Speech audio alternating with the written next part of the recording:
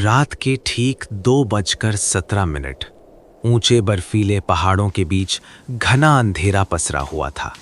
तापमान 0 से नीचे, हवा इतनी तेज कि सांस लेना भी मुश्किल। अचानक एक सैटेलाइट फोन बीप करता है। सिर्फ 3 शब्द सुनाई देते हैं, टारगेट सिक्योर्ड, रिटर्निंग साइलेंट। और फिर सिग्नल हमेशा के लिए कट जाता है। न कोई फायरिंग की आवाज, न कोई धमाका, न कोई गवाह। लेकिन अजीब बात यह थी कि उसी रात के बाद उसी इलाके से होने वाली घुसपैठ महीनों के लिए लगभग बंद हो गई। क्या हुआ था वहां? कौन गए थे? किसे खत्म किया गया? देश को कभी कुछ नहीं बताया गया। दोस्तों, ये कहानी है उन सिपाहियों की जो जीतते हैं लेकिन जिनकी जीत का जश्न कभी नहीं मनाया जाता। ये कहानी है भारत की स्पेशल फोर्सेस की, उन मिशनों की जो कभी न्यूज़ में नहीं आए। जब भी हम सेना की कल्पना करते हैं, हमारे सामने टैंक, मिसाइलें और बड़ी लड़ाइयाँ आती हैं।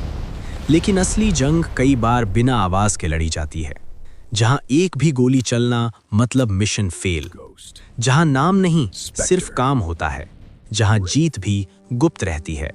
भारत की special forces, para commandos, Marcos, NSG और खुफिया एजेंसियों की टीमें इन्हीं अदृश्य लड़ाइयों के लिए बनाई गई हैं।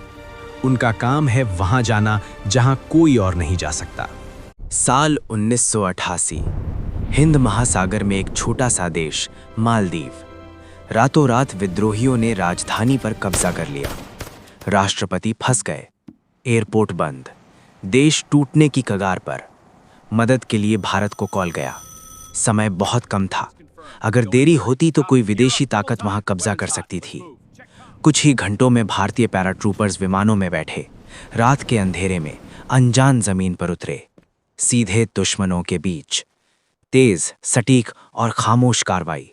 एयरपोर्ट कब्जा, राष्ट्रपति सुरक्षित, विद्रोही भागे। सिर्फ 16 घंटे में पूरा तख्ता पलट खत्म। दुनिया हैरान थी, लेकिन भारत में कोई शोर नहीं हुआ, जैसे कुछ हुआ ही नहीं। फिर आया कश्मीर का दौर। घाटी में आतंकवाद अपने चरम पर था। हर रात जंगलों में कुछ परछाइयां घूमती थीं। छोटी छोटी टीमें, 5 या 6 कमांडो, हफ्तों तक बिना रोशनी, बिना आराम, बिना किसी संपर्क के। कभी आतंकियों के कैंप के पास घंटों पड़े रहते, कभी बर्फ में रेंगते हुए आगे बढ़ते, एकदम करीब जाकर हमला और फिर गायब। सुबह लोग सिर्फ इतना सुनते, एक बड़ा आतंकी ढेर। लेकिन किसी ने ये नहीं देखा कि रात में किसने जान जोखिम में डालकर ये किया। अब जंग समुद्र में भी शुरू हो चुकी थी। अरब सागर की काली रात, एक जहाज संदिग्ध, खुफिया जानकारी, हथियारों से भरा हुआ। अगर ये हथियार तट तक पहुंचते तो सैकड़ों जानें जा सकती थीं। अचानक पानी की सतह पर हल्की हलचल। काले सूट में कुछ कमांडो चुपचाप तैरते हुए जहाज तक पहुंचे। रस्सी से ऊपर चढ़े। कुछ ही मिनटों में पूरा जहाज उनके कब्जे में। एक भी गोली नहीं चली, हजारों हथियार जब्त। सुबह सब कुछ सामान्य था, जैसे कुछ हुआ ही नहीं। फिर 26 नवंबर 2008, मुंबई जल रही थी। गोलियों की आवाज, चीखें, डर। पहली बार देश ने टीवी पर काले कपड़ों में कमांडोज को उतरते देखा। लेकिन जो टीवी पर दिखा वो कहानी का छोटा सा हिस्सा था। सच ये है कि ऐसी सैकड़ों कार्रवाइयां पहले भी हो चुकी थीं। बंधकों को छुड़ाना, बम निष्क्रिय करना, आतंकियों को पकड़ना, हर बार चुपचाप, क्योंकि अगर सब ठीक हो जाए तो खबर नहीं बनती।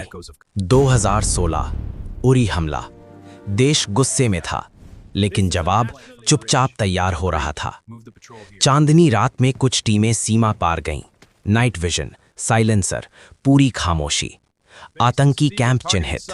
कुछ मिनटों की कार्यवाही और फिर सब खत्म। टीम वापस। सुबह देश ने सुना सर्जिकल स्ट्राइक। लेकिन असली कहानी आज भी राज है। इन सब मिशनों की सबसे बड़ी सच्चाई क्या है? इनका कोई नाम नहीं। कई बार अगर कोई शहीद भी हो जाए तो परिवार को भी असली वजह नहीं बताई जाती। बस लिखा जाता है ड्यूटी के दौरान शहादत। न मेडल, न परेड, न इंटरव्यू, क्योंकि उनका काम ही है अदृश्य रहना।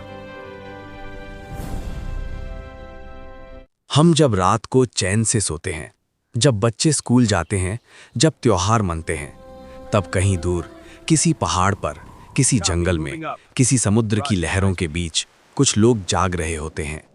उनके कदमों की आवाज नहीं आती, उनके नाम इतिहास में नहीं लिखे जाते, लेकिन अगर वो ना हो तो शायद इतिहास ही बदल जाए। कुछ लोग युद्ध नहीं जीतते, वे युद्ध होने ही नहीं देते।